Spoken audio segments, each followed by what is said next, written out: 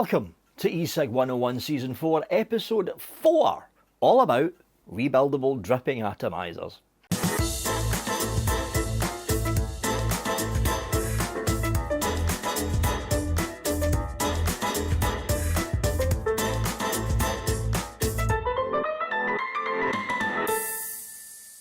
So last episode, we had a look at this thing's big brother, rebuildable tank atomizers.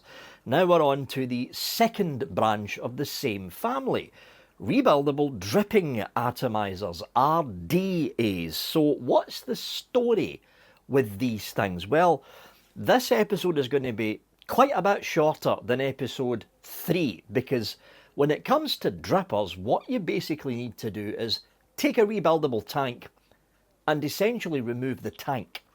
That's basically what you're doing. This is a Kennedy 25? Sorry, 24, because I've got two of them here. This is a Kennedy 24. It's a relatively older rebuildable dripping atomizer, but like the RTAs that we looked at last week, you can pick up an old RDA from 5, 6, 7 years ago, and you can still use, for the most part, the same type of handmade coil that's being produced today. The coils themselves, like your aliens, were more about coils, much more about coils in a couple of episodes from now, but the coils that you get these days, your aliens, your Claptons, your fuse Claptons, those same coils were generally speaking around at the time when this was originally released, along with the Geek Vape Griffin that we looked at last year.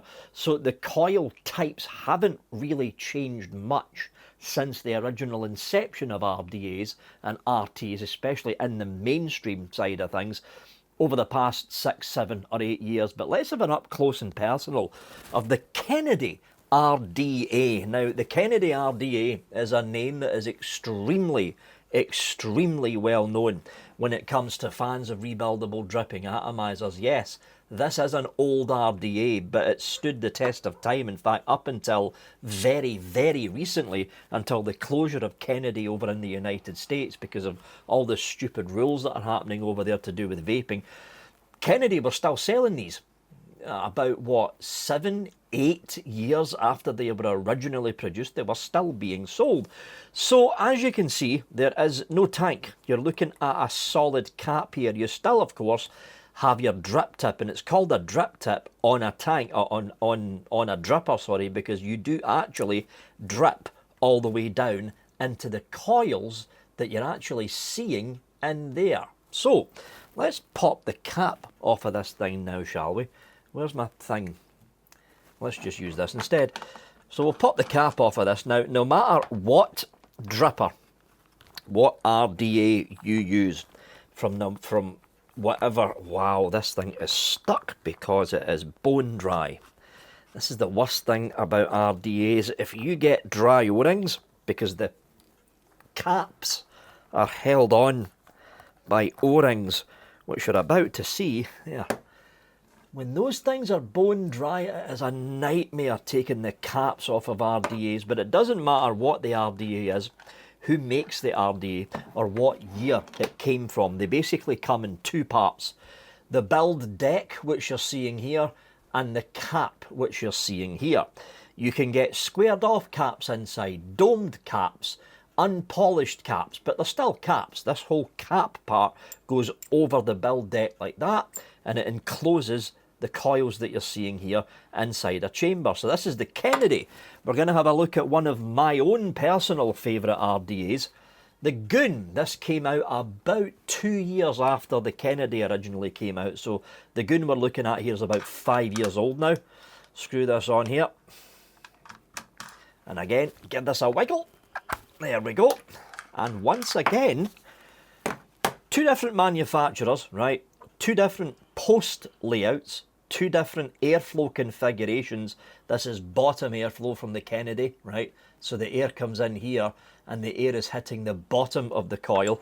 The Goon is side airflow. So you've got a side airflow slot here, which is slamming the coil on its side. And this is a clamp style fitting that clamps the coils in place. But again, you've got a deck, you've got a cap. Let's have a look at a much more recent RDA. This is the Asgard Mini from the folks over at Vapors Cloud. Now let's just pop you on here. And this was used last week for a juice review actually, so there's still liquid in here. There we go. Again, you've got your cap, rather odd airflow system, but it's still a side airflow system as you're seeing here with the Goon. There's your side airflow there. And you've got a postless deck layout, so there's just holes that are going directly into the base, and there's no posts or clamps sticking up like the Goon, and there's no posts sticking up like the Kennedy that you're seeing here. The coils just go straight down into the deck in a postless deck configuration, and you just wick up as normal. But all three of these drippers come from completely different periods of time when it comes to the rebuildable dripping atomizer market. This is the newest one, or one of the newer ones. This one's in the middle, released about 4 or 5 years ago, and the original inception of the Kennedy with the Kennedy style airflow is coming on 7 or 8 years old now. And just like the rebuildable tank atomizers that we looked at last week, doesn't matter what age the dripper is. You can pick up a dripper in a bargain bin that's coming on 8 or even 9 years old, and the odds are you will still find a coil being made by a being made by a coil maker in the UK or whatever country that you're in that will still fit in your dripper. We're going to pull one of the Asgards out here, which is this one. I don't even know what juice is in these. We'll use you. Oh yeah, I know what juice that is. Well, let's get the usual Q Mini from SX Mini. We'll pop a dripper on here, which I don't normally do with the Q Mini. And what we're going to do, because this is almost dry,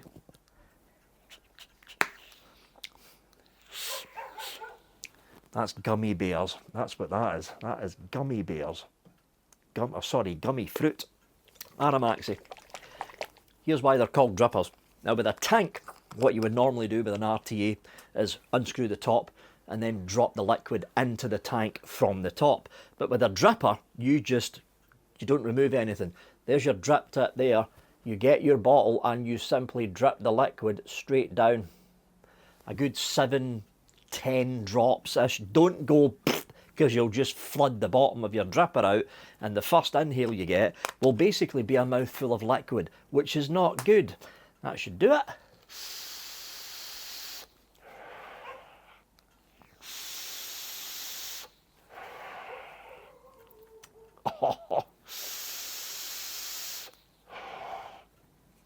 So, like a rebuildable tank atomizer, you've got to put your own coils in.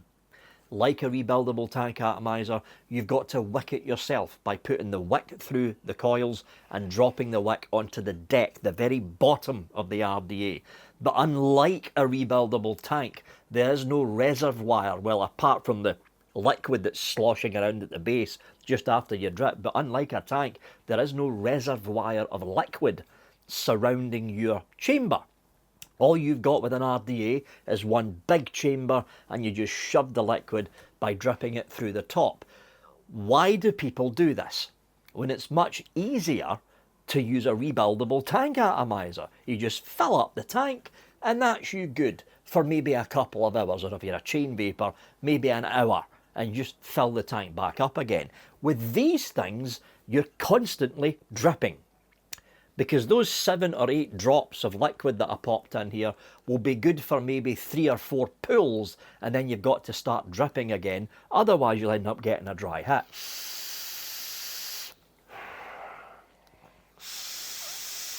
Yeah.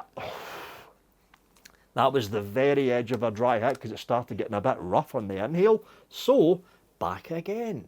We just get in there and just drip a little bit more, and that's us good to go for another 3 or 4 pulls. Why do folks do this? Because it seems like a hell of a bloody hassle. One reason, and one reason only: flavour. Rebuildable tank atomizers, unlike rebuildable drippers like this, Generally speaking, with the current market of rebuildable tank atomizers, unless you're getting the seriously big RTAs from Steamcrave, you're generally not able to put bigger coils in RTAs, especially the current crop of RTAs that are currently out on the market. Sure, you can dual coil a lot of these RTAs like you can dual coil RDAs, but RDAs, because there's no tank surrounding the chamber which compresses the chamber size down, all you're getting with this is just one big chamber. And because you're getting one big chamber, you have got a deck layout in here which is capable of taking, number one, slightly longer coils than a tank, and number two, slightly wider diameter coils than a tank. Now, we're not talking super massive big coils, but we are talking a subtle difference in the length and the diameter of the coil that you can use in a dripper compared to a tank. Secondly, unlike a tank, and let's bring out the this little fella. Let's bring out the Osiris 25, right? So we put the Osiris 25 side by side with the Asgard. You can tell there's a size difference, right? A lot of what's going on in here is the surrounding tank and the upper chimney, which is the part of the mouthpiece that goes down through the top cap and then joins with the chamber inside. With this, there's no chimney. It's just from the chamber straight to the mouthpiece. There's nowhere for the vapour to basically start to condense out before it reaches your mouth, which is the second reason that a lot of people end up going for RDAs. Yes, they're a lot more hassle than rebuildable tank atomizers. Yes, and I've just dropped my tank. Yes, you've got to remember to drip in this. If you don't, you'll probably get a mouthful of burnt cotton at some point in time, which is nasty. Yes, they're a little bit more harder in some aspects to use than a rebuildable tank. But where these things shine is flavour.